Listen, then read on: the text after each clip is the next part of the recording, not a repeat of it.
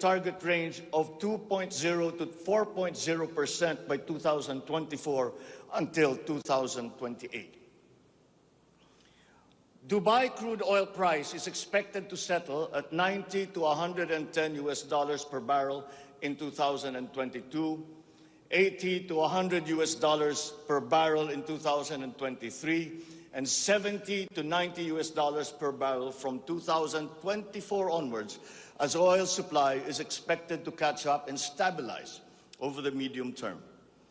The Philippine peso is projected to average between 51 to 53 pesos per US dollar in 2022 and 51 to 55 pesos per US dollar from 2023 onwards due to aggressive monetary policy tightening by the US Federal Reserve, market aversion amid the Russian-Ukraine conflict, and again, increased global oil prices. Lastly, exports of goods are expected to grow by 7% in 2022 and 6% from 2023 to 2028.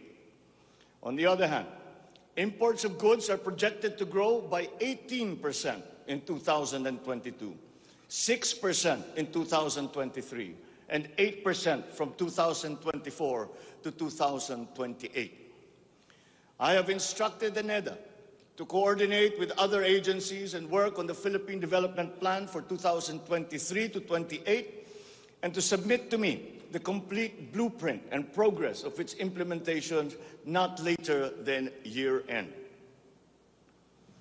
One of the main drivers of our push for growth and employment will be in the agricultural sector. With regard to food supply, we are confronted by a two-pronged problem: that which will hit us in the short term and that which will hit us in the long term. Tayo ay nahaharap sa mga problemang kagyat nating mararamdaman at mga hamong pangmatagalan. Ang mga suliraning agarang mararamdaman ng ating mga kababayan ay ang posibilidad ng tuloy-tuloy na pagsipa ng presyo ng pagkain at kakulangan sa supply ng ating pagkain. Upang masuportahan ang mabimili para mapanatili ang kanilang purchasing power o kapangyarihan sa pagbili, isinapinal ng Department of Agriculture ang planong taasan ang produksyon sa susunod na panahon ng pagtanim o planting season sa pamamagitan ng tulong pinansyal at teknikal. Magbibigay tayo ng pautang habang mas ilalapit natin sa sektor ng agrikultura ang hindi gaanong mahal na farm inputs na bibilhin na ng bulto ng gobyerno. Kabilang dito ang abono, pestisidyo, mga punla, feeds, fuel subsidy at ayuda para sa mga karapat-dapat na benepisyaryo. Para sa pangmatagalang solusyon, itataas natin ang produksyon ng mga kalakal at produktong pang-agrikultura. At para magawa ito, pagtitibayin natin ang tinatawag na value chain na nagsisimula sa mga magsasaka hanggang sa mga namimili. May mga bahagi ng value chain na sa ngayon ay kanya-kanya ang operasyon. Pagtibayin natin ang koordinasyon ng iba't ibang bahagi nito. Ang pagsasaliksik para sa mga makabagong paraan at ng pagtatanim at pag-aalaga ng hayop ay masusing gagabayan ng Department of Agriculture. Ang produksyon ng farm inputs o mga kakailanganin ng mga magsasaka sa pagpapalago ng kanilang sakahan ay ating iaayon sa mga hamong dala ng climate change at global warming. Mahigpit na pagsusuri ang gagawin ng ating mga eksperto tungo dito. Ang mga pautang at financial assistance sa mga magbubukid at mangingisda ay magiging institusyon at patakaran ng aking administrasyon.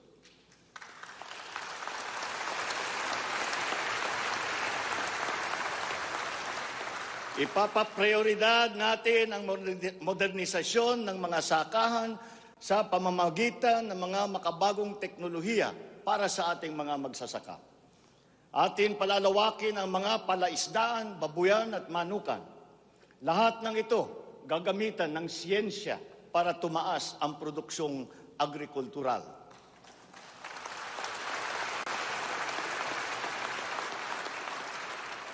Maging ang post-production at processing ay susuportahan ng pamahalaan. Gagawa tayo ng network, national network ng farm-to-market road upang mas mabilis na mailakbay ng mga magsasaka ang kanilang mga produkto sa mga pamilihan. At gagawa tayo ng mga paraan upang maramdaman ng mga mamimili ang pagluluwag ng presyo ng mga produktong pagkain sa kayang halaga, gaya ng muling pagbubuhay ng mga Kadiwa Center. Hindi ito magagawa sa isang araw. Hindi magagawa sa isang buwan o isang taon lamang. Ngunit, kailangan na natin simulaan ngayon.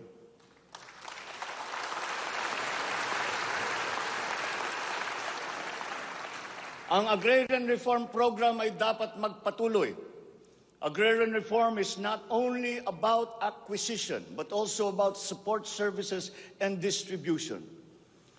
To assist this, I intend to issue an executive order to impose a one-year moratorium on the payment of land amortization and interest payments.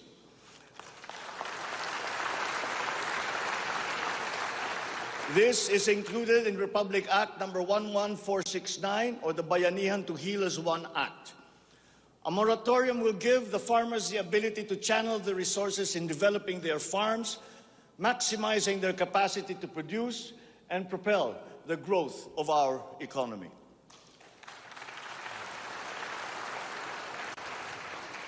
Civil society organizations also support this because it will unburden the farmers of their dues and be able to focus on improving farm productivity. Congress must also pass a law that will emancipate the agrarian reform beneficiaries from the agrarian reform debt burden, thereby amending Section 26 of Republic Act 6657. In this law, the loans of agrarian reform beneficiaries with unpaid amortization and interest shall be condoned.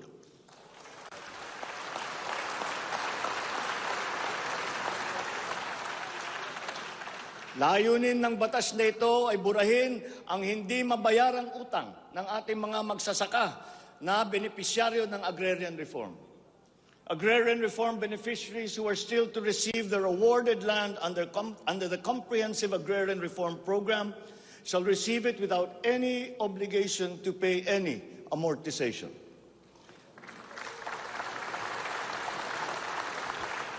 The condonation of the existing agrarian reform loan will cover the amount of 58.125 billion pesos, benefiting 654,000 agrarian reform beneficiaries and involving a total of 1.18 million hectares of awarded lands. Executive Order number 75, Series 2019, requires that all government agencies, bureaus, departments, and instrumentalities to turn over agricultural lands to qualified agrarian reform beneficiaries. At present, we have a total of 52,000 hectares of unused agricultural lands of the government, which shall now be used for distribution to the following sectors in accordance with Section 40 of the Republic Act number 6657 as amended. Thus, landless war veterans, landless surviving spouse and orphans of war veterans, landless retirees of the Armed Forces of the Philippines and the Philippine National Police. Agricultural lands acquired under this program will be given to graduates of college degrees in agriculture who are landless.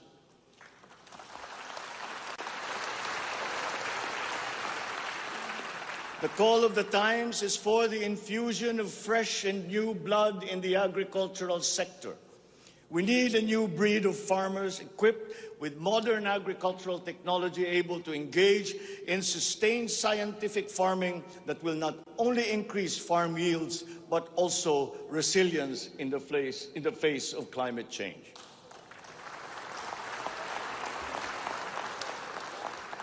They say that each brand has a story. As for the Filipino brand, ours is deeply rooted in our rich cultural heritage, and the tourism sector plays an invaluable role in the promotion of the Filipino brand.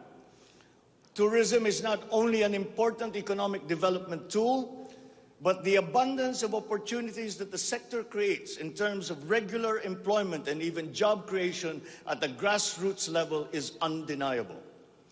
To boost our tourism industry, we will first and foremost make basic developments, such as road improvements for easier access to tourism spots. We will also upgrade our airports and create more international airports to help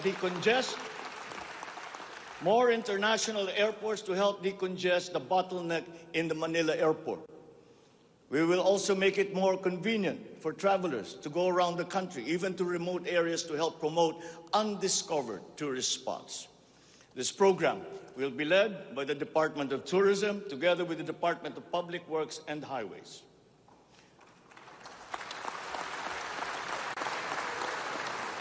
To foster the Filipino brand is to spark our sense of pride and reaffirm our strong sense of identity. It is time to welcome the rest of the world with an enhanced Filipino brand that is unique, attractive, and creative. The creativity of the Filipino is truly world-class. We excel in arts and culture, new media, live events, avenues which generate primary and downstream jobs for our creative and talented countrymen.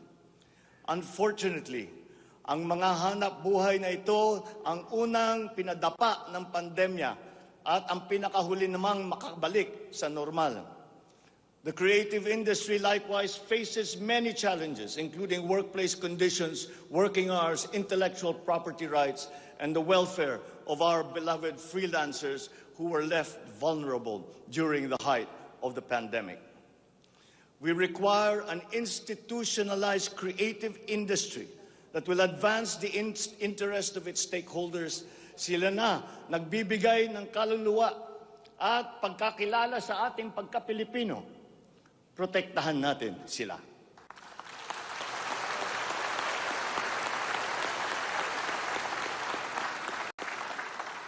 The Department of Social Welfare and Development has a large part to play in all of this. Magpapatuloy ang ating pagkalinga sa ating mga kababayan na lubos na nangangailangan. Hindi po natin sila pababayaan. Mangunguna sa pag-aagapay sa kanila ang Department of Social Welfare and Development. Utos ko sa DSWD ang mabilis na pagtugon sa pangangailangan ng mga biktima ng kalamidad at mga iba't ibang krisis. Ang mga field office nila ay inatasan na maagang maglagak ng family food packs at non-food essentials sa mga LGU, bago pa man manalasa ang anumang kalamidad. Magdadagdag tayo ng mga operation center, warehouse at imbakan ng relief goods, lalo na sa mga malalayong lugar na mahirap marating. Titiyakin natin na maayos ang koordinasyon ng DSWD at Department of Human Settlements and Urban Development nang sa ganon madali ang pagpatupad ng Emergency Shelter Assistance Program para sa mga biktima ng kahit anong kalamidad.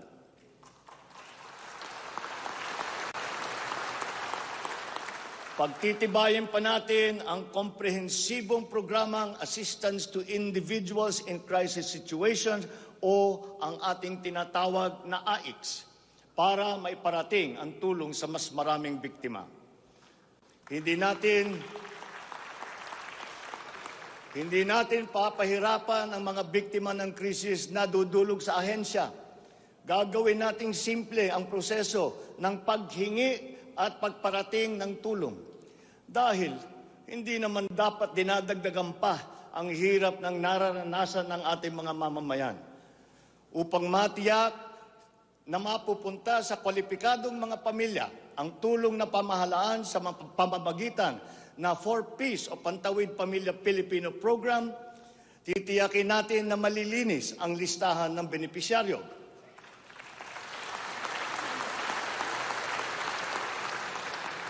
Higit na sa 1 milyong pangalan na ang nakapag-graduate na sa listahan.